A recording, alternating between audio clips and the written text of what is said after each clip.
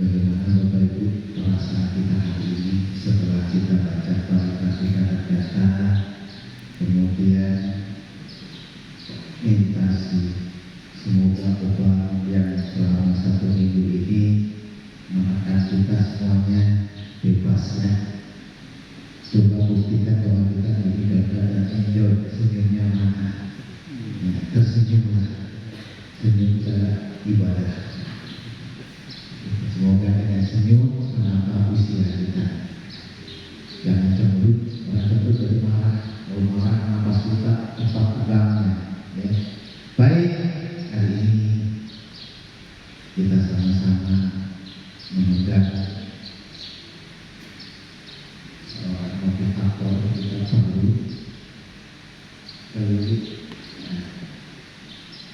bahwa kita perlu dalam hidup ini motivasi, karena tanpa motivasi hidup kita seperti sayur tanpa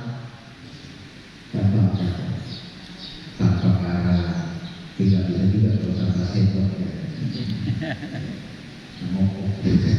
Ya, baik, kita undang langsung kepada Bapak Emin dipersilakan sepenuhnya. Beliau ini sangat luar biasa ya. Mari kita sambut dengan aplaus yang luar biasa.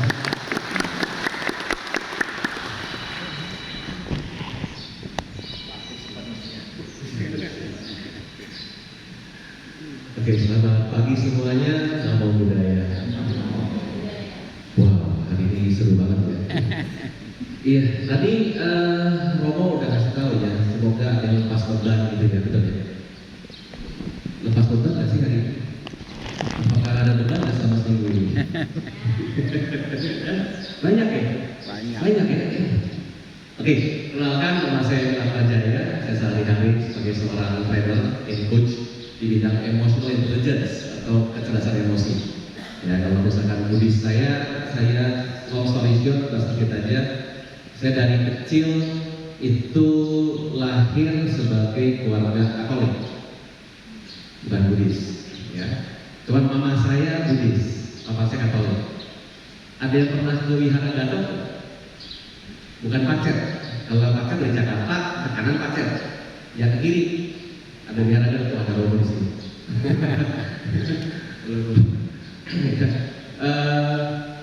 Itu kalau wihara Gadok yang bangun punggung saya. Jadi kalau di wihara Gadok di sebelah kanan ada kamar 11 kamar, itu karena anaknya punggung 11. Nah, mama saya anak nomor 4, jadi kamar nomor 4 itu kamar mama. Nah, cuman waktu punggung meninggal, punggung bilang serahkan wihara ini ke Sagit. Ya, dia serahkan wihara itu ke Bante Asih. Itulah, jadi dari kecil emang saya dua agama, papa Katolik, mama Buddhis. Umur 9 tahun saya masuk wihara. Ya, umur 8 tahun dari cowok-cowok, papa sama saya cowok kan, masih Katolik. Mama sama Cici Buddhis. Nah, di tiap minggu nganter papa mama sama Cici ke wihara. Cowok-cowok di mobil mau turun Katolik. Ini dekat kamu dari siaran. Di siaran siapa? Akhirnya gak lama panas di mobil kan, turun mulai di depan wihara. Ada ibu sama ceramah, papa bilang kayaknya seru juga nih lihat. Masih kecil ya aja. Ya udah, akhirnya umur 9 tahun sah. Ya, jadi masuk wihara dan akhirnya di Sarana di wihara. Wihara saya pertama itu sebenarnya kalau mau pertama wihara saya di Buddha Metta Arama. Ya, di BMA itu wihara pertama saya. Saya bisa baca parita ya di Sarana. Nah itu gak lama ya, umur 9 tahun itu ke Lao Tzu, Villa Lao Tzu. Kira umur 12 tahun itu pindah ke Loda. Jadi kalau wihara Mahawira Jalan Pusat, dan itu saya dari kecil sampai sekarang di sana. Ya, sama aja. Nah, serunya adalah gini, sebelum saya mulai, saya kayak sharing aja cerita sedikit. Di wihara saya ada satu asup-asup. Asup-asupnya nanya sama saya, "Bill, lu kan sering ceramah." Wah, ceramah nggak berani saya bilang. Siring-siring boleh. Kalau ceramah diusahakan. Kepala mirip-mirip belum pakai juga. Gak berani. Ya maaf. Nah, jadi saya lihat kenapa ya Pak Yusuf? Ini nih, katanya kalau berdana itu hoki. Dia bilang, emang kenapa Sob? Iya, gua kurang apa katanya. Gua dana udah sering dana. Dana itu kan ada pikiran, tenaga, materi. Gua sampai tinggal di wihara katanya. Oh, itu Sob ya? Iya, gua tinggal di wihara loh dia. WC gua cuci, pikiran gua sumbang, materi gua sumbang. Tapi kenapa gak hoki-hoki? Saya mau nanya, kira-kira kenapa? Sambil menunggu jawaban, ini kan buat saya. Terima kasih. Sambil menunggu jawaban, ada yang mau jawab? Kenapa kira-kira? Kenapa gak hoki-hoki? Dana udah luar biasa loh. Karma yang lamanya masih banyak. Ini kalau memang murid Buddha yang luar biasa pasti yang ini. Karena karma masa lampau masih banyak. Betul banget. Ada lagi yang lain? Kenapa enggak hoki? Enggak kan bawa hoki? Kenapa enggak hoki-hoki Pak? Dan luar biasa, pikiran udah diberikan, tenaga diberikan, uang pun diberikan. Udah tinggal di wihara hampir 6 tahun, 7 tahun. Kenapa enggak hoki-hoki? Ada lagi yang lain? Aduh sharing. Saya sharing dulu. Nah, aman. Gak ada salah, gak ada guna. Kenapa? Karma baiknya tertunda. Kenapa? Karma baiknya tertunda. Karena baiknya tertunda, betul banget. Semua benar, ada lagi. Dia belum mensyukuri apa yang udah diterima. Dia belum bersyukur yang diterima, setuju banget. Nah, ini jawaban saya cukup menarik. Karena teman-teman, kalau saya sih logik aja. Asal mau hoki, iyalah, masa gua 6 tahun udah buat data gini banyak gak hoki-hoki. Kalau asal mau hoki, mau kaya berarti kan? Iya, gua butuh kaya dong. Jangan tinggal di wihara, kerja. Nah, benar. Lalu, Selesai udah. seringkali umat Buddha berpikir bahwa kalau saya berdana, hokinya besar. Ini yang berbahaya sebenarnya.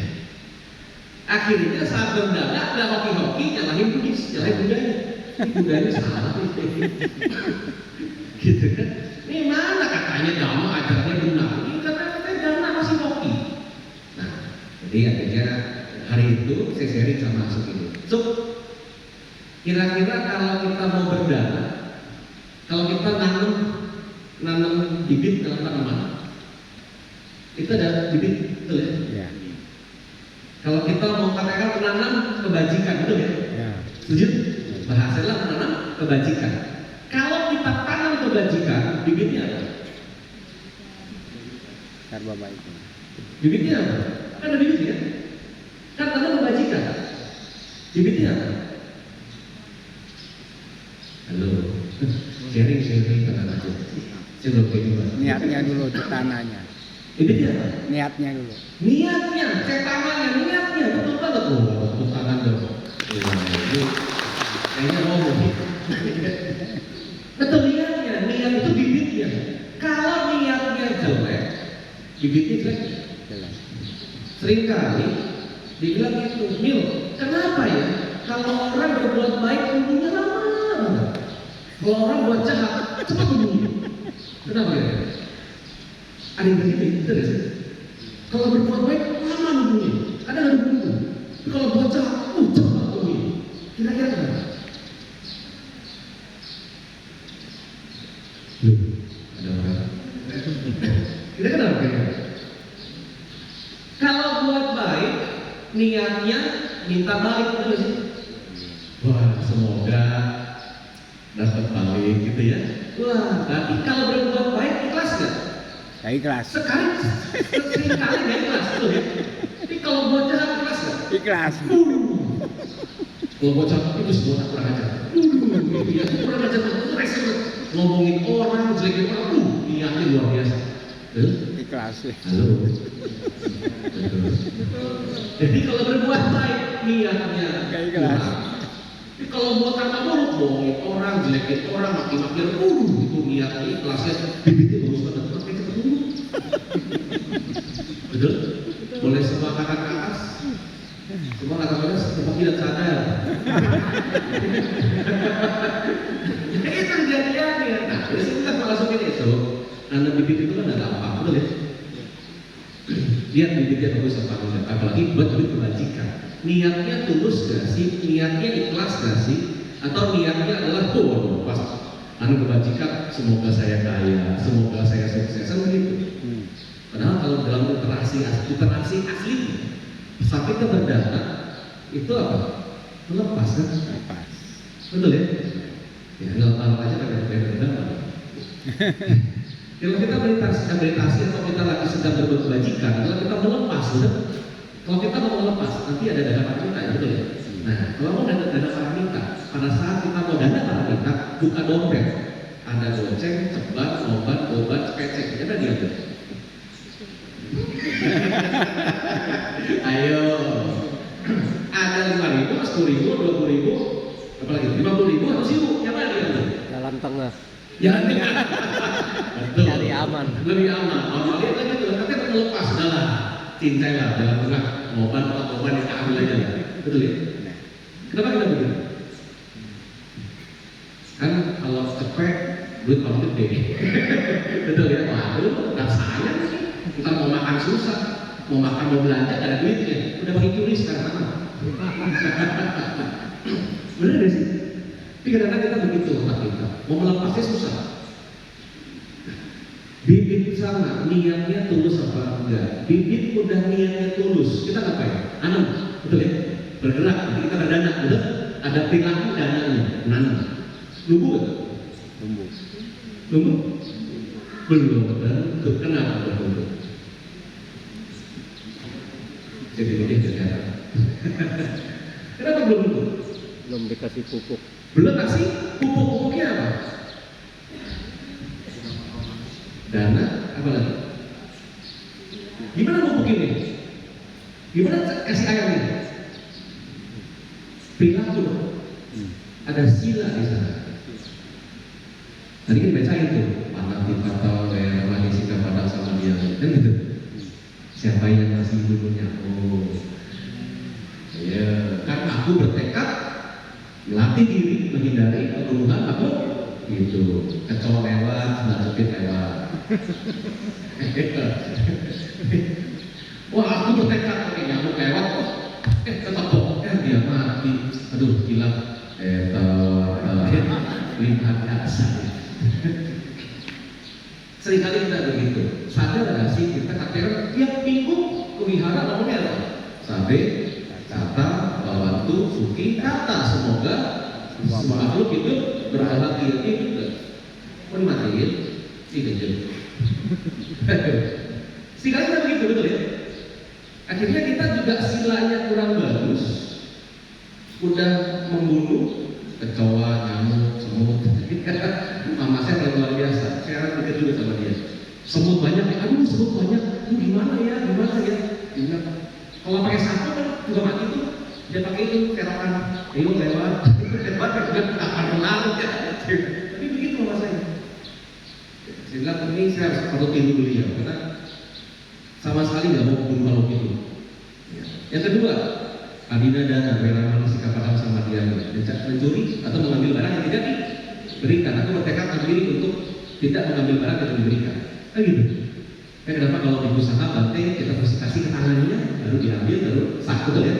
Kan gitu. Kenapa sih begitu? Siapa di sini yang pernah ke ruangan bante kami? Atau ke ruangan yang banyak? Kan di meja bante banyak air, betul ya? Air minum, ada snack. Kadang-kadang udah tahu kita itu kan bisa membuat umat ya, buat yang hadir lah, buat tamu gitu kan. Siapa yang berani mengambilnya? Atau belum mau? Nanti kita ya, belum mau lihat ya. Dulu saya gitu, pada saya dengar materi ini saya nggak berani. Percentage itu ngomong apa yang mencuri. Saya nggak mencuri, kadang-kadang masih mencuri. Ngambil barang yang tidak diberikan, belum izin, setuju? Benar nggak sih? Ketiga, kamesu kita cara merah manis kita padam sama dia. Ini sudah pada dewasa ya. Mungkin kalau lakukan, tapi lihat cewek, lagi nge-gym gitu ya, cewek, menarik, otak reaktif. Hati-hati, jangan sila. nonton film bokep, sama. Kan Sang Buddha bilang kita harus sadar, betul? Kalau kita dari pikiran itu sudah melanggar, betul nggak? Musyawarah, nah ini sila yang paling amsyong. Musyawarah rela-relanya sikap pada sama dia, itu bertekad tetap diri menghindari ucapan yang tidak benar. Nah, pertanyaan saya, siapa yang bohong? Nggak gampang, kuih, saya bilang apa? Nah, kita anak kecil semangat kan ini, nggak boleh bohong sama anak. Tapi begitu orang telepon, bilang apa nggak ada. Gitu. Sehingga kita begitu. Coba deh. Kalau saya mau kasih materi ini, dia nanya, Bil, aduh, kalau musyawarah berat, kenapa? Kan gue dagang. Ya, kalau gue dagang, susah nih. Tapi kalau gue bisnismen, sila ketiga masih melanggar. Ya, kalau sila kelima apalagi? Kan kadang ngasih orang minum, gitu ya. Gimana caranya?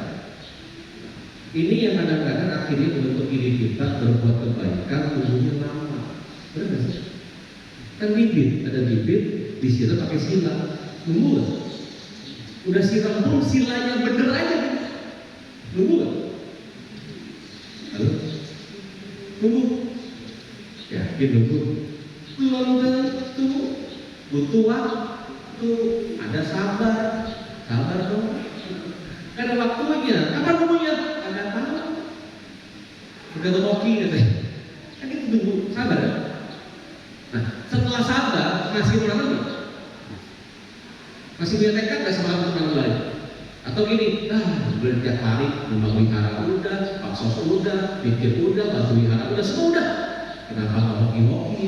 Satu itu dia udah jelek. Niat berbagi, tapi udah minta balik, jelek niatnya. Jadi jelek gitu. Silanya oke lah, bagus lah, tapi nggak sabar juga. Akhirnya kadang-kadang udah males. Yang paling bahaya lagi, banyak rumor sekarang nih. Ibu usaha, berulang, aneh-aneh. Ya. Tapi banyak kan? Betul ya? Langsung bilang, wah, biku aja begitu modalnya, apa biku? Jadi kadang-kadang manusia menjadi umat bante, umat biku, atau umat wihara, bukan umat Buddha. Itu sih. Ya, kalau mau bikin, wah, ini nggak bener nih, wah, ini nggak bener. Kayak Ramadan, kenapa makanya? Oh iya kan? Kita ada Thailand, makanya bisa lihat sama-sama kena tuh. Ini lagi dunia lagi kacau, tapi kalau udah kayak begitu, wah, ini nggak bener, agak Buddha nggak bener. Apa yakin itu benar adanya? Kan nggak gitu. Jadi sabar, ada semangat untuk melakukan. Hal-hal ini yang kadang-kadang kita harus tahu juga. Apakah udah semangat menunggu juga, masih nunggu juga? Dia nggak nunggu, tetap semangat nyiremin, sila lain dibagusin, semua dibagusin. Nunggu nggak dia? Udah itu ada kondisi-kondisi tertentu, ada alam pacaran. Belum. Tapi kenapa dalam ilmu Buddha supaya seperti itu ada? Contoh gitu ya. Kalau ngomong soal ini kan mau bulan Pakidana, mau bulan mana ya? Siepang sih ya, bulan 7 katanya roh pada keluar, katanya alam neraka dibuka, katanya ya neraka dibuka, setan pada keluar. Kayak saya, kalau neraka tutup, setan tak kembali. Kan gitu tuh, gitu kan? Guru saya ngomong, itu benar nggak sih kalau misalkan itu neraka dibuka, setan pada keluar, pada pulang nggak ya kembali neraka? Itu nggak sih? Dalam 1 bulan itu neraka dibuka atau penjara dibuka, penjara keluar semua, kembali susah aja ya. Ini kadang kita juga salah paham tentang hal itu. Jadi kita juga harus berkebajikan, berbuat pidana dan sebagainya. Nah, pertanyaan saya adalah niatnya bagus kan? Niat kita bagus kan? Lakukan sila dengan baik apa enggak? Kita punya moral yang baik apa enggak? Kita bersemangat tidak melakukannya? Sabar dan lebih menunggu. Nah, untuk itu aja tetap ada kondisi-kondisinya. Ada yang pernah kebalik? Ada ya? Ada yang pernah lihat ada api dibuka-buka? Ada api, ada itu aksi kan? Api dibuka-buka jadi keluar. Jadi ada namanya lingkaran api. Pernah lihat ya? Halo? Pernah lihat ya? Kalau lingkaran api itu sebenarnya ada apa? Lihat kan? Ada bola api, ada minyaknya, diputar di lingkaran api ya, betul ya? Sebenarnya ada nggak lingkaran api? Ada nggak lingkaran api? Banyak orang bilang nggak ada. Ada. Ada lingkaran api ya. Tapi lingkaran api itu akan ada dan jadi kalau apa? Ada kondisinya, betul?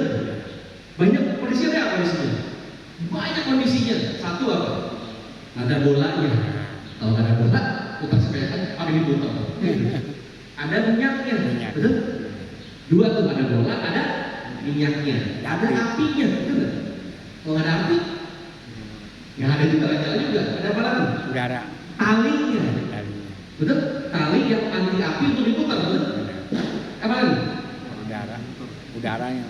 Ada orangnya yang muter, ada udaranya. Kalau hama udara, orangnya mati juga. Bisa napas dia. Ya, ada udara juga, betul. Apa lagi? Apakah semua itu ada? Pasti ada. Ada satu apa lagi? Tindakan, betul. Apa lagi? Ruangannya masih gelap. Coba terang, muter dah. Gak bakal ada lagi. Setuju?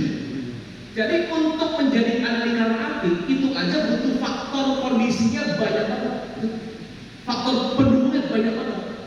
Kita hari ini, Emil hari ini bisa ke Madinah, itu juga faktor pendukung sih banyak. Terus satu, ada yang undang kan gitu. Kalau nggak ada, nah pasti datang di sini kan gitu. Kesamaan Anda. Kedua, pas waktunya saya kosong hari ini. Tidak ceramah di daerah lain atau tidak diundang di daerah lain gitu. Kan dapat menghubungi. Ketiga apa? Pas pagi malam tidur minyak. Kalau masih tidur, WA, sorry, lagi hadir, saya kurang enak badan. So kita hari ini bisa berkumpul di sini aja. Itu faktor pendukungnya banyak. Setuju? Setuju. Paham sih? Jadi kalau hari ini kita baru kebajikan, apa tidak juga? Kita harus tahu bahwa faktor pendukungnya sangat banyak. Kalau Anda bisa pakai dana, hoki akan luar biasa. Kenapa? Berarti faktor pendukungnya mendukung diri kita untuk bisa berbuat kebajikan. Gak apa untuk kebajikan. Kita ke wihara aja ada hoki tuh, bisa baca parita, ada ruangan yang begitu luar biasa, begitu indah, begitu keren, yang begitu nyaman. Betul gak sih? Banyak faktor pendukungnya. Pernah nggak bersyukur? Halo? Pernah nggak bersyukur? Oh iya, emang harus yang begini, karena ada COVID. Ini AC ada nih, 6 biji. Kenapa dipasangin ya? Panas ini. Halo? Betul gak sih? Jadi pernah nggak kita bersyukur? Dengan apa yang kita lakukan? Apa yang kita miliki? Karena setiap sesuatu apapun itu bentuknya, ketemu semua lewat teman kita, dari lalu teman-teman di muka saya, semua kondisinya cocok, baru terjadi. Kondisinya tidak cocok, tidak ada faktor pendukung yang cukup banyak tadi, tidak terjadi. Ingat loh, hari ini kita bisa di sini aja, itu faktor pendukungnya sangat banyak dan kita patut bersyukur dan berterima kasih kepada Allah. Berarti karma baik Anda sudah berbuah sebenarnya, tapi tanpa tersadari. Kita bisa punya dompet, keluar dompet, buka dompet, keluar buat ada panggilan nanti. Itu aja udah hoki luar biasa. Coba tiba-tiba pas buka, ya belum beli duit. Bisa nggak? Pernah kejadian? Pernah, saya juga pernah. Karena bisa pakai QRIS ya. Pas buka dulu kosong dan dapat minta lari kita mau kasih apa dia? Yuk juga. So, faktor pendukung juga banyak. Jadi kalau hari ini Anda bisa buka dompet, ada duitnya dan bisa berdana, udah hoki namanya. Karena faktor pendukungnya sangat banyak untuk menjadi namanya the circle of fire dengan api punya faktor pendukungnya sangat banyak. Kita masih hidup punya faktor pendukung yang sangat banyak terus. Berapa banyak orang yang tutup mata malam hari, pagi malam hari. Pernah terima kasih sama Tuhan Anda? Gantung, terima Makasih ya. Udah berdetak, nggak bosan berdetak. Kalau dia malas tuh, bosan malas, dia bentuk, hilang kita. Udah sih, ginjal, liver, paru-paru bilang, tuh bosan, rokok dulu sih, pas pesen napas, asap masuk, gue nggak mau tutup lagi ya, ayo, tetes tuh, otak masih bisa mikir, pernah nggak sih terima kasih sama mata anak, mata, makasih masih mau lihat, masih bisa melihat, kuping bisa mendengar, sebelum berkata, saya dengar, aduh. Saya ketemu salah satu, kalian tahu lah, karena di mana-mana beliau ada. Kalau acara Buddhis pasti donaturnya ada logo namanya Dextor. Pernah tahu? Logonya Dextor ya. Nah, itu Om Indra. Saya salah satu yang tercelaka oleh ucapan beliau. Karena saya tahu kan, saya tahu teorinya bahwa setiap orang itu ada kondisinya, betul? Mau mencapai sesuatu, mau sukses, mau kaya, bahkan mau miskin sekalipun harus kondisinya harus pas. Faktor pendukungnya mesti pas, baru terjadi. Kalau ada satu yang tidak pas saja, tidak terjadi. Jadi kalau tiba-tiba hari ini Anda kecelakaan, kita ya, Anda tiba-tiba dapat lotre, menang jackpot, ya, itu semua kondisinya harus pas. Kondisinya pas, jadi. Kondisinya nggak pas, nggak jadi. Saya tahu itu teori, cuman waktu itu saya pikir kondisi apa yang belum pas dalam diri saya sehingga saya bisa lompat lebih tinggi dan lebih baik lagi. Ketemu sama Om Indra yang punya Dextor. Saya tanya gini, Om kok hebat sih bisa sukses seperti hari ini, luar biasa suksesnya. Ya. Bahkan kalau nyumbang wihara aja ngeri. Anda nyumbang 100.000 mikir kan? Waduh, 100.000 nih dompet gitu ya. Dia nyumbang wihara setahu saya aja kemarin pas di bulan Waisak aja lebih dari 200 juta. Nyumbang loh, berarti uangnya berapa? Kalau saya kan lebih ya, nyumbang 200 juta uang dia berapa gitu kan? Itu hebatnya dia. Saya nanya, kok bisa sehebat ini sekarang sih? Dia nanya mau gini, itu kamu harus tahu. Saya itu bukan orang kaya.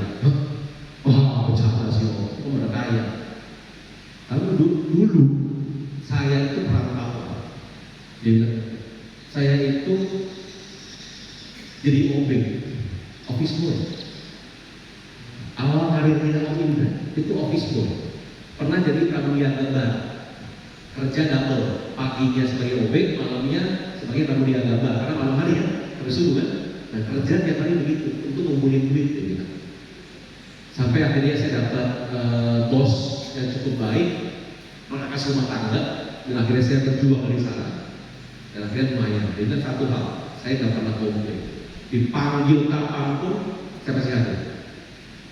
Mau hujan gede, mau ada badai, tetap nggak ada alasan, saya pasti ada. Saya pikir ini nih jurusnya. Kenapa saya gini? Gue juga gitu. Dipanggil sama bos, nggak hadir, mau di PHK kan mungkin juga. Masih datang mungkin tidak. Apalagi ya? Oke. Itu saya paham. Apalagi ya? Saya kerja keras sama nggak ada alasan, apalagi ya? Gini nih. Saya tidak pernah lupa. Tiap hari pasti baca Parita. Oke. Mikir-mikir, ya kadang iya, kadang enggak, mungkin lebih kurang. Saya ada gitu, kadang iya, kadang enggak. Saya emang sering kali tiap hari itu mencoba diri untuk baca Parita semalam apapun dan meditasi semalam apapun. Saya mau sedikit bertanya, siapa di sini yang agama Buddha? Boleh katakan? Mau ngecek? Siapa tuh ada musuh? Katakan ini di sini siapa yang agama Buddha? Ada yang katakan nih, bukan agama Buddha kayaknya. Siapa agama Buddha? Katakan ini, jangan terus. Siapa yang tiap hari baca Parita? Nah,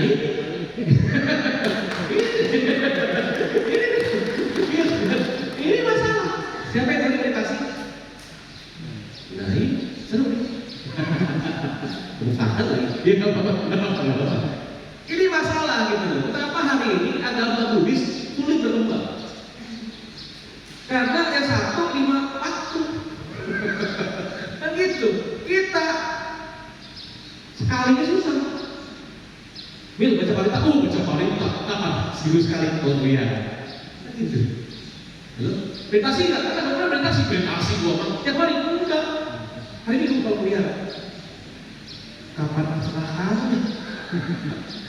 Kapan mau bahagia? Halo? Si Om ngomong gitu, nah begitu juga ya Om. Oke, terus lagi Om, pokoknya saya kalau udah tiap hari jam 12 malam, oke jam 11-12 malam, saya pasti baca parita. Oh gitu ya, siap. Terus itu apa lagi Om? Pagi-pagi saya malam hari saya kalau tidur, saya pasti bersyukur dulu. Hah?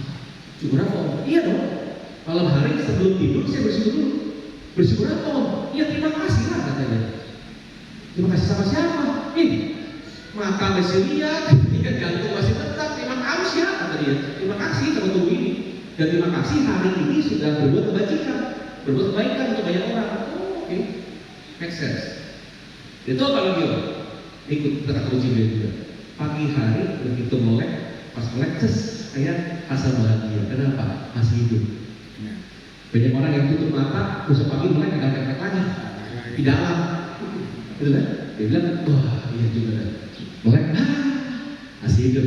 Terima kasih, mantap masih bisa melek kata dia. Otak masih bekerja, terima kasih. Jantung masih berdetak, darah masih mengalir.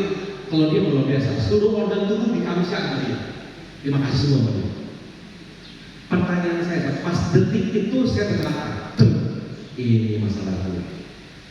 Siapa di sini yang tiap pagi baru melek udah gini, aduh, nah,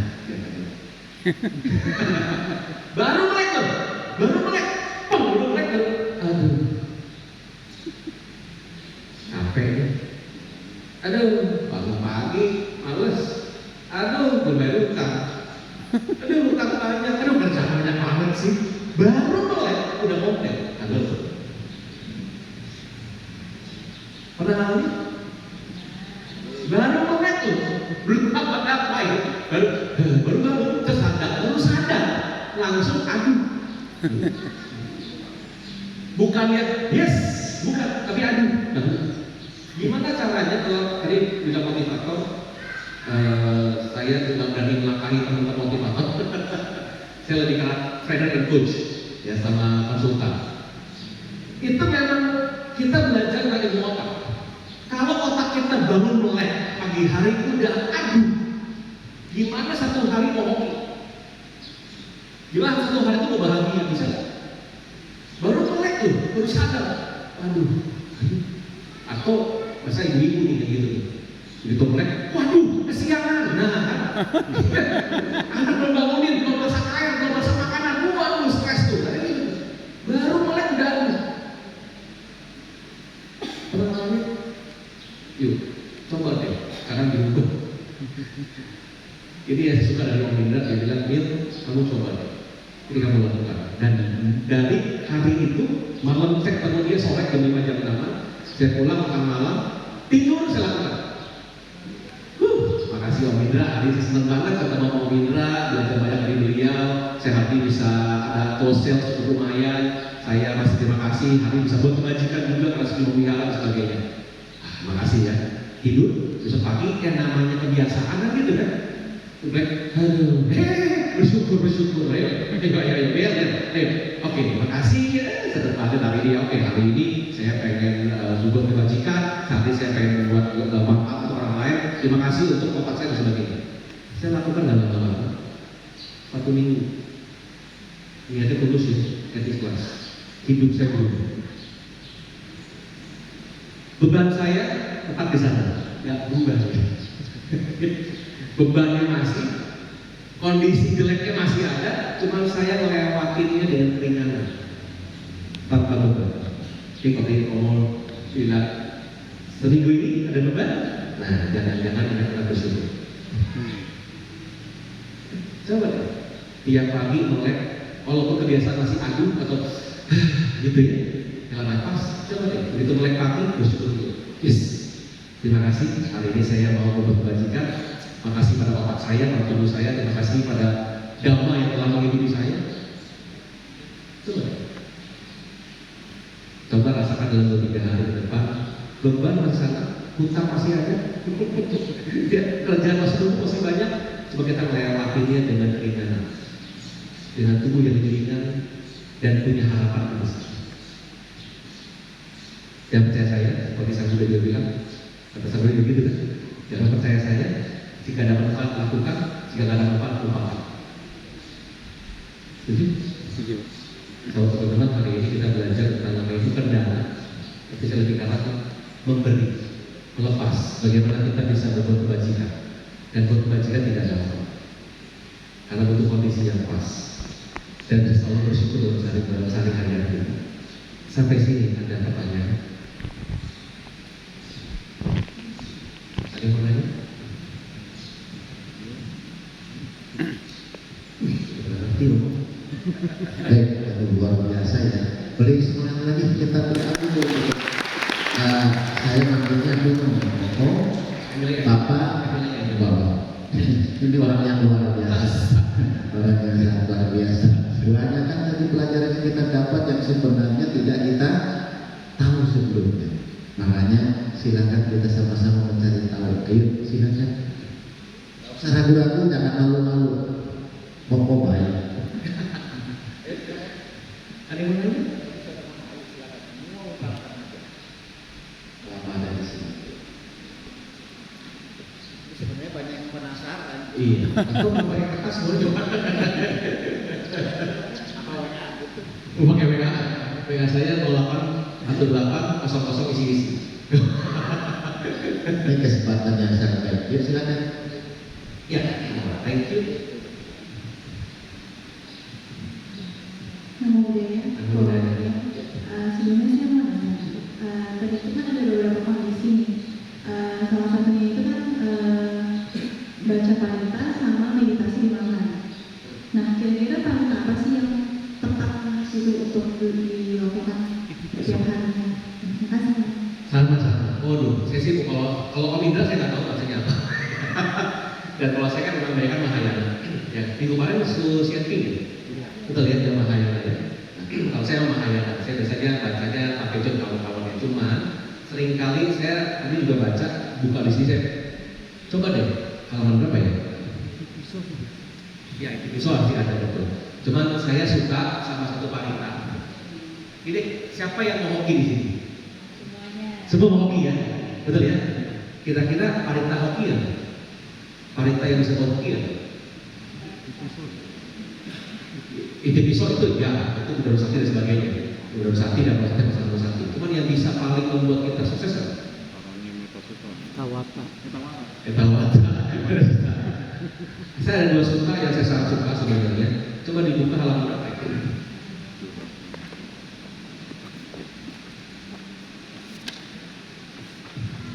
Halaman 74. Sutra tentang apa itu? Utama, Manggala Sutra. Buat saya, ini kadang-kadang kita gini betul, ada mantra, ada parita dan sebagainya. Ada parita itu kan sutra suci ya. Baca parita. Ada manfaat pasti ada manfaat. Cuma kalau buat saya pribadi, bagusnya di Theravada dan Pali ini ada terjemahannya, betul? Ada bahasa Indonesianya. Jadi kita ngerti artinya. Coba tapi coba. Nah, kalau itu baca aja setengah mati gitu kan. Udah kayak petak gitu ya. Kalau miss dikit bilang tuh atau mana? Coba di sini kan ada tuh arti bahasa Indonesianya. Pertanyaan saya lagi, siapa yang pernah baca arti dari parita? Di rumah baca sampai habis. Ada ya? Ada? Baca. Kan ada bukan sih. Baca ini artinya luar biasa. Pada saat saya baca tentang Manggala Sutra, di situ sutra tentang berkah utama. Coba dibaca. Ya paling ya mungkin di Malwana dan sebagainya di dalam pendidikan. Saya baca juga. Cuma yang paling kira apa? Ada satu bait, ada beberapa bait yang luar biasa. Tidak bergaul dengan orang-orang tidak bijaksana, orang-orang bodoh. Bergaul dengan para bijaksana, menghormat pada yang tetap dihormati. Itulah berkah utama. Satu itu berkah utama. Betul? Satu itu pertanyaan saya udah dibaca, tahu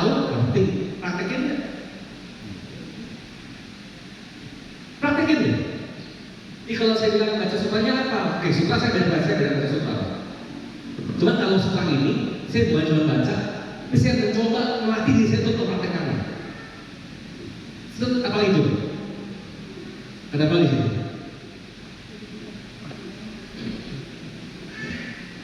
Tak bergaul dengan orang yang tidak bijaksana, bergaul dengan mereka yang bijaksana, menghormat pada mereka atau dihormati. Itu adalah utama. Satu tuh, ketemu Bante, hormat ya.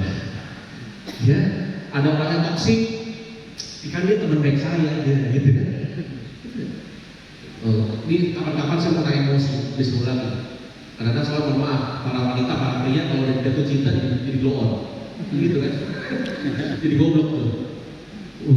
Digebukin sama pacarnya, diporotin duitnya, gak apa-apa, yang penting dia sayang sama aku. Udah bego. Itu takut orang yang tidak bijaksana, itu maksudnya. Bicara apa di manusia? Hidup di tempat yang sesuai, berkat jasa-jasa dalam hidup yang lampau, menuntun diri ke arah yang benar, itulah perkara utama. Menuntun diri ke arah yang benar. Pernah nggak sih dengan teman di usaha? Jangan ketemu Bante. Oke, saya bagus lagi Bante ya. Ini serius. Oh, saya masih banyak. Boleh, oke. Ini kejadian. Aduh, salah gue ini. Boleh tahu lah ya. Mohon maaf. Itu ada satu manusia ngomong sama saya, "Bim, lu pelihara itu ya?" "Iya, kenapa?" "Jelek peliharanya." "Hah? Kenapa jelek peliharanya?" "Itu Bantenya nggak sakit." "Maksud lu apa?" Saya bilang, "Lu beneran saya ngomong. Real case, real story. Itu Bantenya nggak bagus, Bantenya nggak sakit." "Emang kenapa emangnya?" "Gini Bil, gua kan butuh jual ini pabrik. Pabrik itu gua jual. Mesti berkeluarin, pabriknya mau gua jual. Terus kenapa?" "Ya kan katanya Bantenya sakit, Bantenya hebat. Gua minta Bantenya sembayangnya di pabrik gue katanya, supaya cepat aku jual." "Terus udah 6 bulan kita jual. Lu kira Bantenya mau properti?" Saya bilang. Udah gila ya manusia. Tapi itu saya.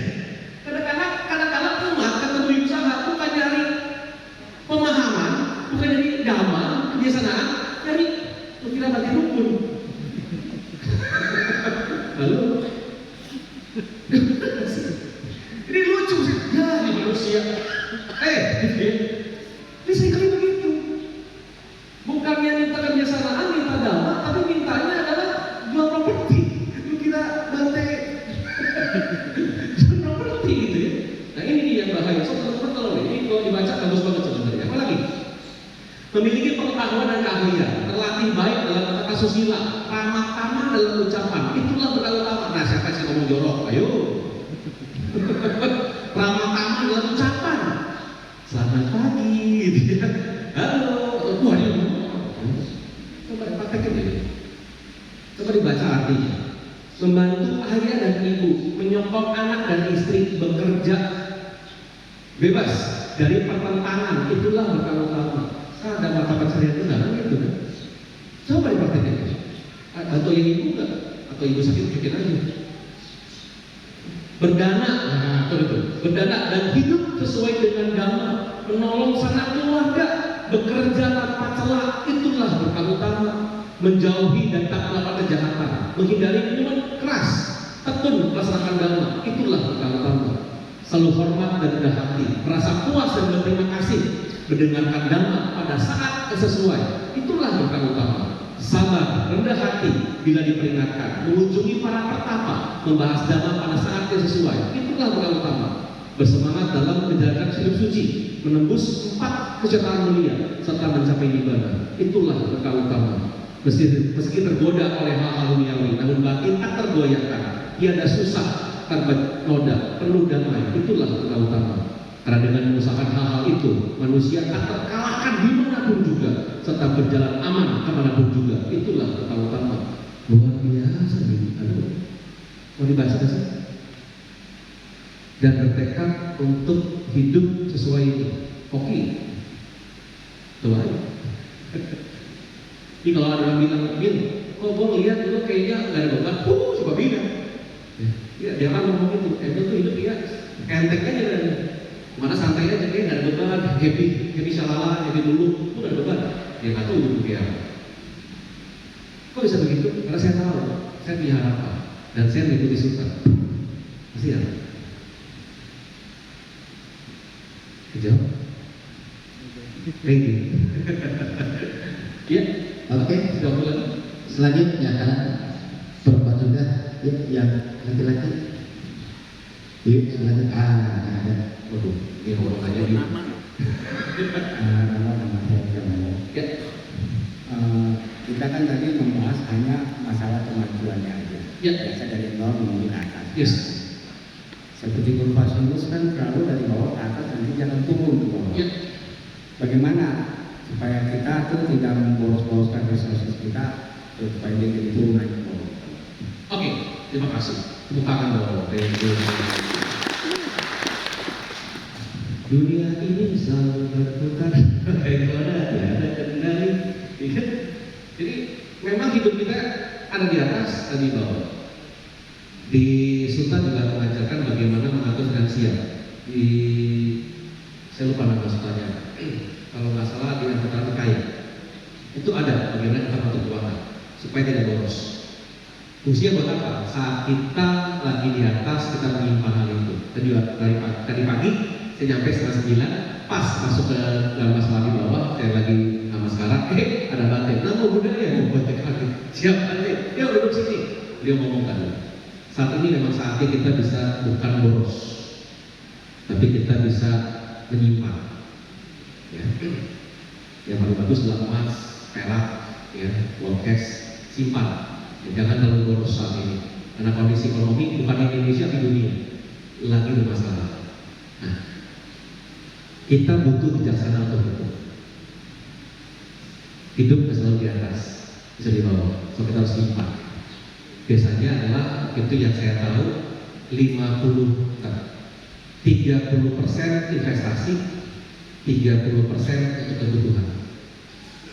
Itu soal saya. Ya. Lupa lah. Nanti kalau nanti saya ulang buka lagi, kalau nanti ulang lagi saya akan kasih tahu nama itu. Kalau saya ada total 80%, 80% itu untuk diinvest, satu untuk dipakai hari-hari. 10% untuk simpan. Ya. Sisa 10% lagi, 5% buat dana. Buat dana wihara dan apa boleh. 5% lagi itu adalah buat orang tua dan sebagainya. So itu ada, saya lupa. Dan saya lupa, nanti saya kasih tahu apa-apa. Itu ada. Tentunya biasanya adalah 50 sampai 60% saya akan pakai untuk sehari-hari. Itu boleh. Nah, yang susahnya adalah kadang-kadang kita itu harus tahu yang namanya kebutuhan sama keinginan. Ini yang kita susah. Kadang-kadang satu hal yang kita inginkan dimanipulasi jadi kebutuhan. Gitu ya. Aduh, handphonenya udah rusak, mesti beli yang baru, kan gitu. Ya, gara-gara muncul iPhone baru kan gitu. Ya, padahal handphonenya masih pakai aja. Atau kan nggak harus iPhone juga. Yang penting handphone gunanya apa sih? WhatsApp. For information sih, karena saya ngajar di kementerian. Nanti semoga jadi WhatsApp, video call, nanti ada premium. Jadi kuota itu ada dua, kuota biasa untuk nonton YouTube dan sebagainya, untuk browsing dan sebagainya. Ada kuota yang premium untuk buka, untuk bisa WA, bisa Zoom, bisa di kalau nantinya kan gitu. Jadi kalau bisa pakai kuota yang biasa, nggak bisa video call, nggak bisa WA. Mesti ada kuota premium, baru bisa video call sama WA. Ya, simpan dua. Jangan boros. Oke? Karena harus tahu kebutuhan sama keinginan dua hal berbeda. Cari yang kita beli adalah kebutuhan. Saat ini genapi kebutuhan dulu, jangan keinginan. Ya. Kalau mau kurva pasti turun. Semua itu namanya life cycle. Mau produk life cycle, company life cycle, hidup kita pun life cycle ya. Umur bayi, masih ngangkat. Umur 30-40an jaya-jayanya. Umur 60, ambisius. Ya, mengajarkan kesehatannya dan sebagainya akan turun gitu ya. Itu normal. Semua manusia harus seperti itu. Anicca. Ya, ketidakkalaan. Untuk itu harus bersiap-siap. Semoga menjawab. Simpelnya. Karena kalau nggak sedang ada satu suka, saya lupa namanya apa. Coba dicek ini dulu.